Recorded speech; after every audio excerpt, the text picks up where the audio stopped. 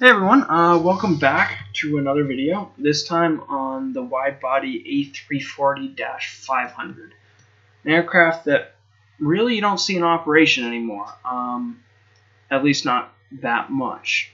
And today I've done it in Thai Airways livery, a livery that I'm somewhat fond of, and an airline I have some nostalgia over because, well, Thai Airways is my flag carrier, and I used to fly this aircraft, although not always in this livery, between Bangkok and JFK, New York. It was one of the longest flights in the world, and it was the longest flight I ever took, at something like 17 hours flight time. Yeah, it was a long flight, and it was operated by the longest range Airbus aircraft until very recently when the A350 came out. And this was, I think, attributed to the fact that it was a four-engine aircraft. It had a very high maximum takeoff weight, I believe. And there was quite a bit of a redesign from the earlier A340s. But this was, yeah, the longest range A340. It was the longest range aircraft in the Airbus family until the A350. And it was used for the longest flights in the world. Singapore Airlines used it for their Singapore to Newark, New Jersey flight. And Thai Airways used it for Bangkok to JFK, New York. So, you know, two of the longest flights in the world.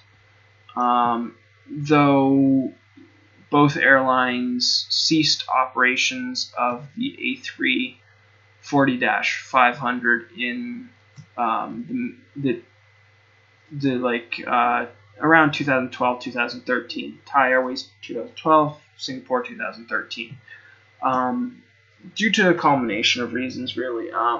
It was, not commercially viable because the A340 was a fuel guzzler. With its four engines, it just drank fuel, essentially. It was not a fuel-efficient aircraft. And the flights were low yield or something like that, I believe. I think both Thai Airways and Singapore were saying there was something to do with the fact that they couldn't get enough passengers to fly that route that long on an aircraft to make the nonstop flight commercially viable, especially with the rising fuel prices. It just didn't make sense anymore. So, yeah, they ended up canceling it. Thai Airways actually canceled their Bangkok to New York flight in 2008, which was, I think, I took it the last year before they canceled it, so in like 2007 or something. And I took it a few times, although not that much. And I think it's kind of a shame because it was nice to have a non-stop flight between Thailand and the U.S., but it just didn't make sense for Thai Airways. And it doesn't look like that's going to be happening again. Thai Airways says they have interest in flying to the U.S., but with the Thai Aviation Authority's safety record, any airway that flies in Thailand can't fly in the U.S., so Thai can't fly to the U.S., but conversely, that also means that United can't fly to Thailand. And who else? Not Continental. American Airlines and Delta are not able to fly to Thailand. And any airline that nonstop. I should say nonstop. There are ways of flying with a stopover. I don't know what that entails, but you can't fly nonstop between Thailand and the U.S. currently. Although it's interesting because Singapore Airlines is saying that they're going to restart their flights between Singapore and New York, which means that the longest flight in the world is coming back, essentially, with the A350-900 ultra long range. So yeah, all interesting things, but let's get on to the main subject of this video, the A340-500, the shorter version of the two newer A340s. Oh, geez, that's a long-winded way to go about it, but yeah, no, it's the longest range A340, and it is the shorter version of the two newer models. So there was the Dash 500 and 600, the 600 being the longest aircraft in the world until the 747-8 came along, and the Dash 500 being the longest range aircraft in the world until, I don't know what came. I think it was the 777-200LR might have surpassed it, but it might not have been until the A350 I don't know. I don't know where it was surpassed, but I know it very quickly became unviable economically. Both of the newer versions of the A340 gained an extra pair of wheels for the main landing gear. So the original A340s just had a pair of wheels here in the center. Instead, the Dash 5 and 600 gained an extra set of wheels for the main landing gear. Other changes, I don't think there were any other major changes apart from the engines. I think the wing may have changed slightly, and the tail section did too, possibly. Although the fuselage remained mostly unchanged, and the tail construction, other than the stabilizers, remained mostly unchanged. Yeah, I don't know. That's pretty much it. And then, obviously, we have the Thai Airways logo, which I probably can't avoid for any longer. I couldn't get the logo looking right over here, but, it says Thai. That's a dead giveaway. And the logo and the livery seem to have worked out decently well. Yeah, the winglets painted purple. Yeah, that's pretty much it, apart from the registration, which is down there. It's a pretty plain logo. I like it, though. It's modern. It looks good. I'm nostalgic for the older livery, just because that's the one I fell in love with, and that's, reminds me of a better time in Thai Airways history. I don't think they're doing as well as they once were right now. They're no longer the only Asian member of the Star Alliance, and it seems to be that being a founding member doesn't mean a lot right now. Anyway, I guess it's time to go inside. We'll go in through the front door, mainly used for business class when I had a jetway. But going in, you've got a few jump seats, galleys. Forward, there's sort of an area that on Thai Airways PDF of the aircraft is marked as like a purser's electronics cupboard of some sort. I'm not sure, but yeah, that's there. And on the other side, you've got your flight crew rest area, where the flight crew could get some rest, and where the secondary flight crew would be, which you need to have on a 17-hour flight. I'm sure I don't have to tell you, but yeah, no. So they had to have that. You've got the Airbus A340 cockpit with the side sticks, captain and co-pilot seats, some jump seats, some throttle levers, lighting, pretty much the basics. Yeah.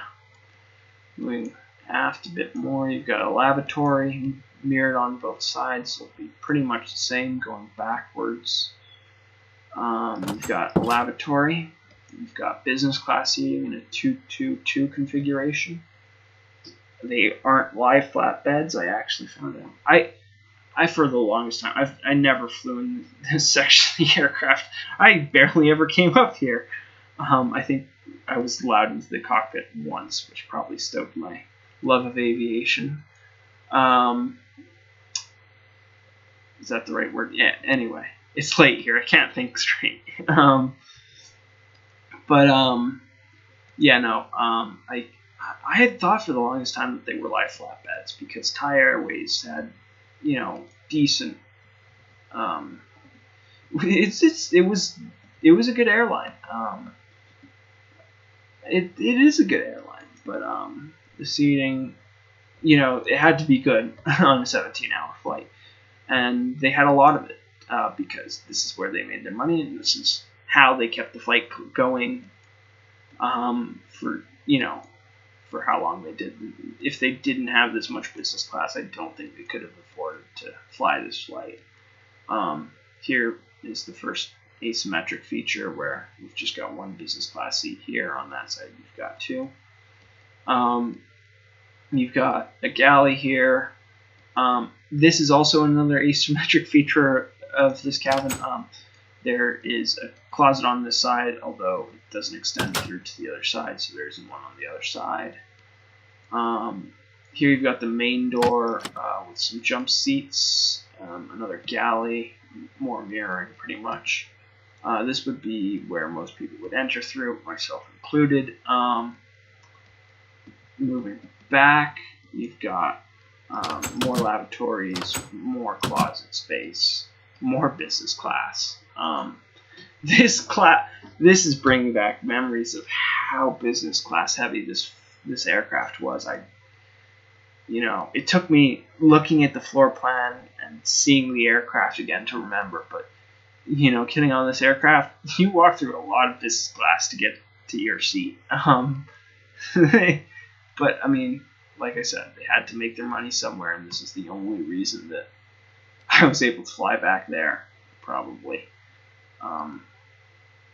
So this is premium economy, 232 seating, although illustrated slightly differently due to the tolerances of Minecraft. Yep, so that would be premium economy for you. Moving back even further, you've got lavatories here. You've got a jump seat for the cabin crew, another one on the other side. It's again mirrored. And this is where economy class starts. Right at the emergency exit, right behind the wing. So literally that much of the aircraft, that proportion of the aircraft is all that was devoted to economy class on this aircraft. Not a whole lot actually in the scheme of things. And it was all they could devote with how inefficient this aircraft was, which wasn't a problem. I think it sounds like I'm saying bad things about it, but all aircraft of this type were inefficient, and a lot of airlines operated them still because they didn't care and they didn't need them to be efficient. They needed them to carry passengers. Fuel was cheap, but floor space was not, as it turned out. But things change, and things changed. So this aircraft became obsolete. I do believe you can see the same thing happening now, right? Like the 767, it operated up until now, and now fuel prices, they're at low. 757 is the same thing, but once fuel prices go up again, they're just not going to be commercially viable anymore. It's going to happen all over again because that's the way the world works. So yeah, this is economy. Airbus, on these aircraft, it does a funny thing. I say funny, it's a very smart move actually. Boeing, they actually, at this point in the aircraft, the seating arrangement decreases by a whole 2 seats. The width of the aircraft, when it curves in, they decide to just decrease the outer columns down by 1 seat. Airbus does it differently. Instead of changing these, they change these seats. So instead of having 4, it goes to 3, and these stay at 2. Which is good for the airline, I suppose, overall. But the thing is, for this row and this row alone, it's a bit of a pain because the person sitting on this side of the aircraft looks at this chair is blanked out, then this chair has an in-seat entertainment, and this seat has an in-seat entertainment. So you get the two passengers on the right looking off to the right diagonally, and this passenger. It's a bit uncomfortable for 17 hours. It's the way it is. I'm just thinking back to having in-seat entertainment and how it blew my mind. I love sitting by the window, but once you were up in the sky, being able to have movies play, that was quite something. I'm sure it helped my dad with 2 young children. Mom to help him. Mom was off working. He took us to see his family. So, I mean, he had to deal with us without her.